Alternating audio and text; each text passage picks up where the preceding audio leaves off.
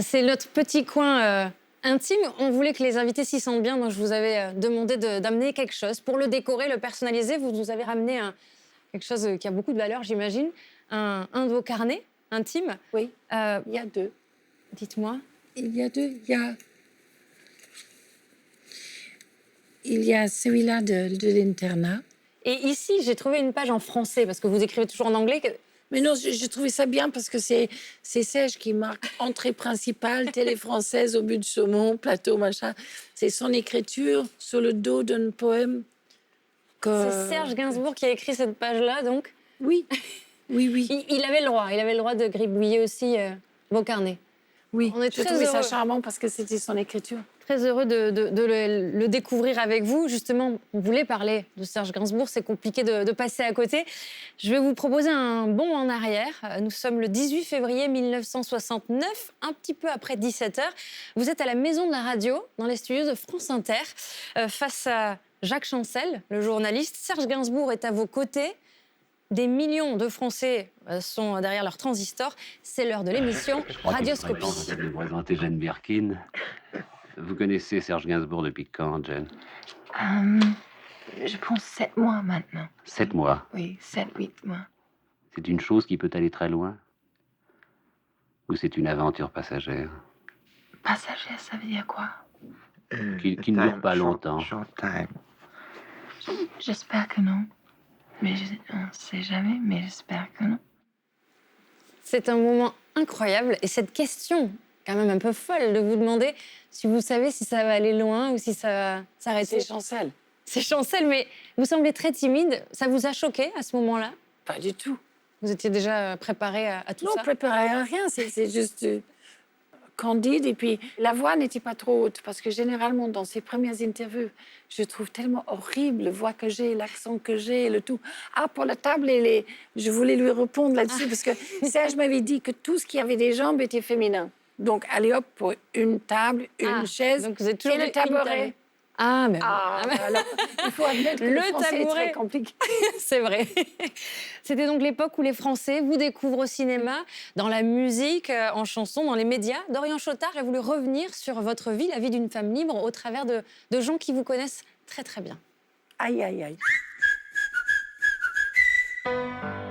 Chaque jour à Calais, les promeneurs observent le ballet des ferries. L'Angleterre est là, toute proche, de l'autre côté de la Manche. Moi, j'adore voyager. Et quand je retourne en Angleterre, je prends le bateau à Calais. Oui, c'est vrai, à Calais, il y a toujours un bateau prêt à partir. En ce moment, Jane Birkin s'expose à Calais. Sa carrière, sa jeunesse dans le swinging London des années 60, racontée à travers les photos de son frère. Elle a une facilité, en fait, de se trouver devant la caméra. D'ailleurs, son frère Andrew disait que, en fait, Jane, c'était impossible de prendre une mauvaise photographie de Jane.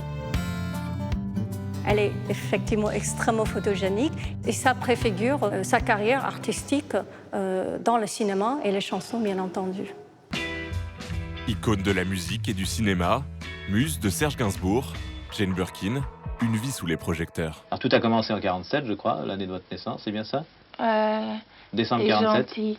C'est 46, mais je triche des fois. 47, on va dire 47. En fait, 47 si tu veux, oui, ça dépend le jour. Oui. Et 47, c'était la meilleure année pour le vin. 46, c'était une bide, alors je peux faire 47. Oui, c'est une très grande année.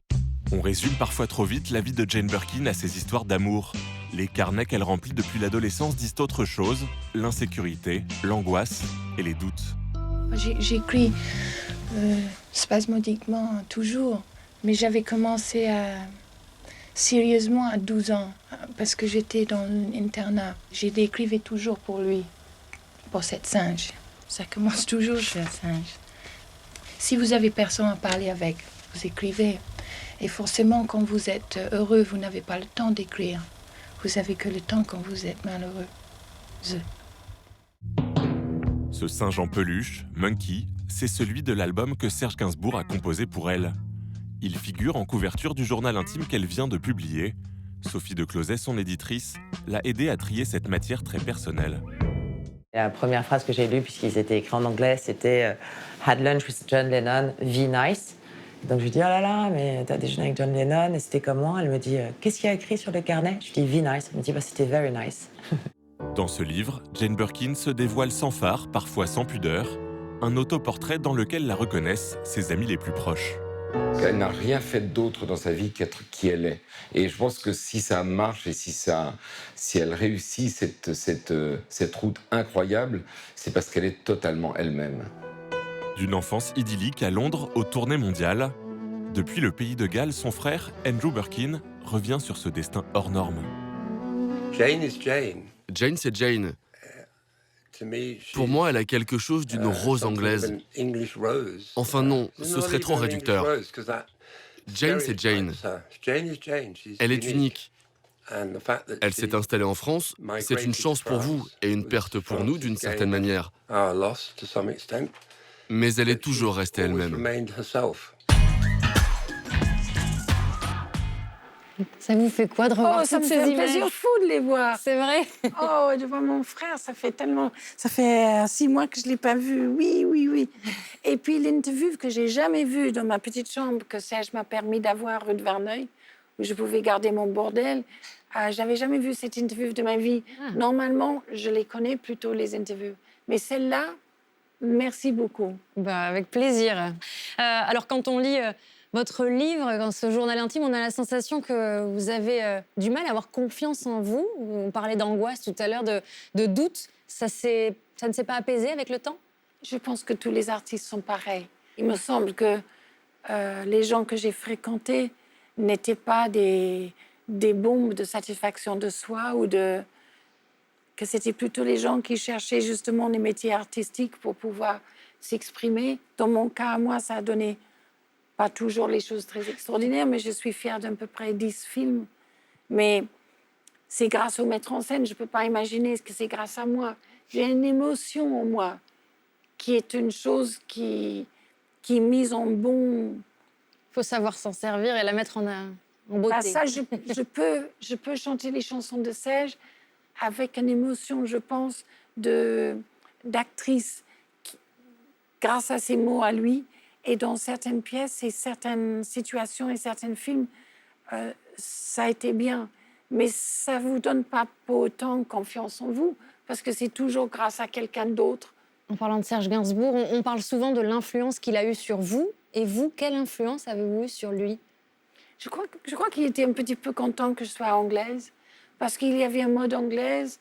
Et je pense que pour Serge, peut-être qu'il y avait une petite attraction par le fait que je sois anglaise et aussi franche. Je n'étais pas française de cette manière-là. Et je pense que je le faisais rire surtout. Et je l'ai eu par le côté comique, tout comme lui, il m'a eu vraiment par son côté comique. Oui, parce que j'ai lu aussi que vous l'avez relooké. Il ne vous plaisait pas, Serge Gainsbourg? Il me plaisait énormément. C'est juste, je trouvais que... C'est prétentieux de dire que je le relookais, c'est pas ça. Comme il n'avait pas de poils sur les bras, je trouvais que des bracelets des vieilles comtesses russes, ça serait très sophistiqué sur sa peau blanche. Et la même chose pour un petit diamant, un saphir ici. Avec les cheveux trop courts, lui allait pas. Plus long, ça faisait un peu plus poétique. Et puis, 1 ou 2 jours, il avait cessé de se raser. Et c'était tellement plus joli parce qu'il avait des poils qui poussait comme un petit maquillage. Et je trouvais ça plus joli. Donc après, il a pris une tondeuse pour le garder toujours le même. Ah, donc la barbe de 3 jours de Serge Gainsbourg, c'est vous? Oui. Mais il était pas mal avec Bardot aussi. Je ne peux pas dire que c'était moi qui a découvert ça. Et lui, à quel point il a influencé votre manière d'être, votre look peut-être, votre physique? Je pense que j'étais déjà arrivée avec le physique, d'une certaine manière. Oui, mais dans le livre, on découvre qu'il pouvait être dur envers vous. Non, il était dur avec moi que dans les séances de chansons. Mais j'ai quand même lu, je le cite lui du coup, tu es rose comme un cochon, ça va petit porcelet. Mais ça c'est charmant. Écoute, merde. Pour Serge, c'est charmant. C'était parce qu'on rentrait du ski et j'étais comme un porcelet. C'est absolument vrai. C'est tellement mieux d'avoir les gens qui vous traitent de porcelet que oh mon petit chéri ou. Donc ça vous blessait pas du tout? Ben, pas du tout. J'ai trouvé ça drôle. Alors, dans Monkey Diaries, vous nous faites plonger dans votre vie jusqu'en 1982. Je l'ai dit tout à l'heure, la suite arrivera au printemps. Mais dans Bonsoir, on voulait aussi en savoir plus sur la Jane Birkin d'aujourd'hui. Donc, je vous propose un petit quiz. À la manière du Monopoly, vous allez tirer les cartes et puis lire à haute voix les questions qui sont dessus et vous me répondez. C'est l'interview Si j'étais. Si j'étais une autre chanteuse, je serais Françoise. Françoise Hardy, forcément. Allez. Allez-y, continuez. Si j'étais une autre actrice, je serais. Ça veut dire que je voudrais être Oui, comme quelqu'un que vous admirez peut-être. Charlotte Alley-Hop. D'accord. Bim. Si j'étais un film, je serais... Ah, le film de Bergman, Le Silence. Le silence, d'accord. Je crois qu'on a une dernière question. Si j'étais un mot en anglais, ça serait... Il y a un mot tellement joli qui est crépuscule, mais c'est français. Ah. Je cherche un mot anglais qui soit aussi joli. Dawn est très joli. Twilight. Très joli, très joli. Bon, allez, je crois qu'il en reste une dernière. Oh non. Ça nous intéresse si. Si j'étais un plat anglais, je serais Lancashire Hot Pot. Voilà. Jane Birkin, vous restez avec nous. On a un petit cadeau pour vous dans la deuxième partie.